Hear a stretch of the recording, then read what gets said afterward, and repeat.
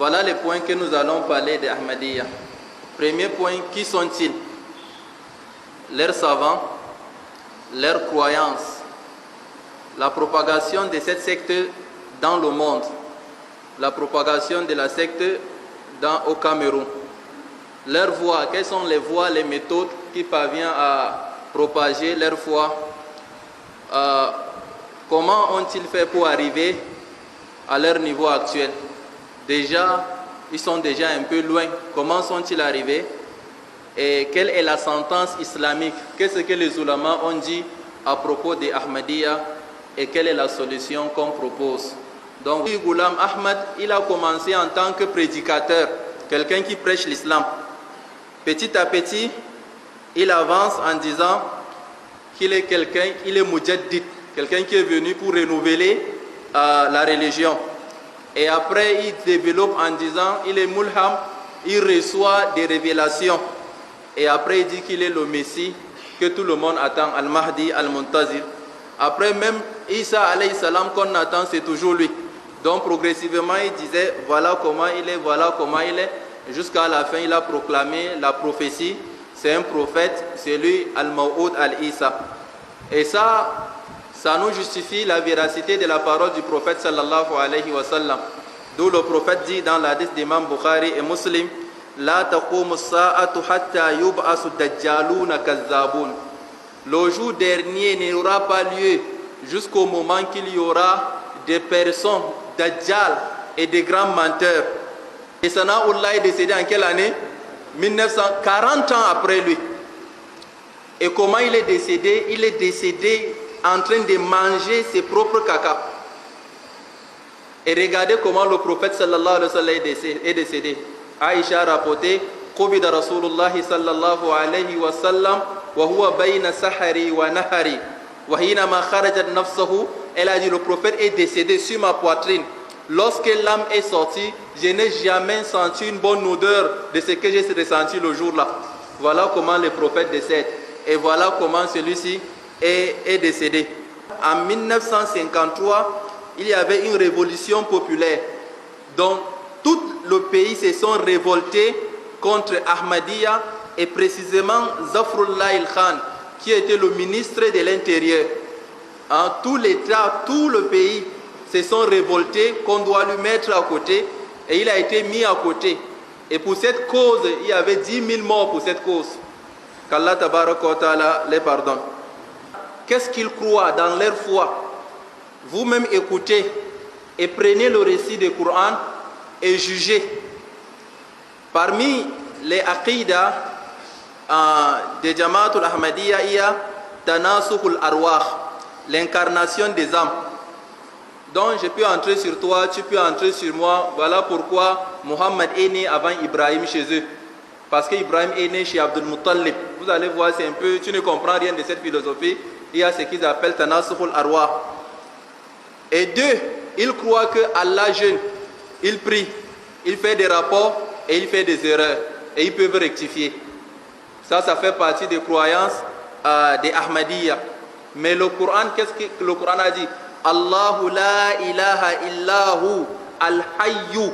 Al-hayyu, c'est celui-là qui ne se fatigue pas. Al-hayyu, c'est celui-là qui ne se fatigue pas. Al-qayyum, il ne dort pas. Si Allah devrait dormir une seconde, les 7 cieux et la terre là, qui va les attraper? Mais chez les Ahmadiyya, c'est comme ça. Allah dit wa ma qadarullah haqqa qadri. Ils n'ont pas vraiment estimé Allah, considéré Allah, lui donner sa place comme il faut. Et parmi les croyances des Ahmadiyya, ya'taqiduna anna an-nubuwwata lam tukhtam bi Muhammad. Ceux-là croient que la prophétie n'est pas finie sur Muhammad sallallahu alayhi wa sallam. Donc Muhammad n'est pas le sceau, le dernier des prophètes. Bal hiya jariya, la prophétie continue. Wa anna Allah yursilu ar-rusula hasaba ad-darura. Allah peut envoyer des messagers à tout moment lorsqu'il a besoin. Wa anna Ghulam al-Ahmad, et lui Ghulam Ahmad le fondateur, huwa afdalul anbiya'i jami'an, c'est le meilleur des prophètes. Il dépasse Ibrahim, il dépasse Moussa, il dépasse Isa, il dépasse Muhammad sallallahu alayhi wa sallam. Wa anna Jibril alayhi salam kana yanzilu alayhi al-wahy, et Jibril lui descend la prophétie. Parce que Ahl-Sunna ne va jamais accueillir un Ahmadi à Douala, je vous assure, wallahi. Mais vous savez qui vont accueillir? C'est le faux qui va accueillir. Le faux, ce sont des frères. Mais le vrai n'accueillit pas le faux. Et ils sont là. Ils sont des invités d'honneur. Ils donnent de l'argent. Ils motivent. Et nous, nous sommes là. On se tait. On ne dit rien. Wallahi, c'est notre devoir de parler. Wallahi, les ulamas doivent maximiser les efforts et se mobiliser dans tous les niveaux. Niveau départemental, régional, national. Se mobiliser. On ne veut pas d'eux. Ils ne sont pas de l'islam. Ce n'est pas l'islam. Organiser des conférences et des séminaires, partager des brochures et des documents, diffuser des programmes, radio et télé. Radio Al-Houda, elle doit en parler, parce que tu as dit, c'est la radio de la... On attend. Si elle ne parle pas, elle sera aussi quoi? Responsable. C'est la radio de la communauté. Elle doit défendre la communauté. Et maintenant, les programmes télévisés, Vitrine de l'Islam, sur Canal 2, La Voix de l'Islam, sur quoi? Connaissance de l'Islam, CRTV, La Voix de l'Islam, DBS, Al-Bayan, DBS, quoi encore d'autre? Il y a aussi Connaissance de l'Islam, CRTV, radio. Donc ceux-là doivent parler. S'ils ne parlent pas, ils sont aussi responsables devant Allah. Les chefs et les dignitaires doivent préserver le capital religieux des musulmans. Et alhamdulillah, qu'Allah bénisse sa majesté de ce quartier. Lorsque le commissaire m'a appelé, après quelques heures, c'est lui qui m'a appelé. Il m'a dit, j'ai attendu tel et tel et tel et tel. Il dit, oui, majesté, c'est ce qui se passe. Il a pris la peine d'appeler le commissaire là encore, de lui mettre à sa place, qu'il s'asseye bien. Et il a appelé encore le sous-préfet pour lui dire la vérité. Voilà ce qui se passe. Parce qu'il lui a dit, majesté, qu'est-ce que vous en dites? Je continue mes cours de Riyadou Salihin, où je dois... Il a dit, c'est capital de dire la vérité en ce qui concerne la religion. Je suis en train de dire, il n'est pas là. Parce que s'il était là, peut-être tu devrais dire que c'est pour chercher des places. Je n'ai jamais été dans son temple, je n'ai jamais été chez lui. Mais Wallah, voilà ce qu'il m'a dit hier. Et il m'a confié, jusqu'à 21h, il m'a appelé.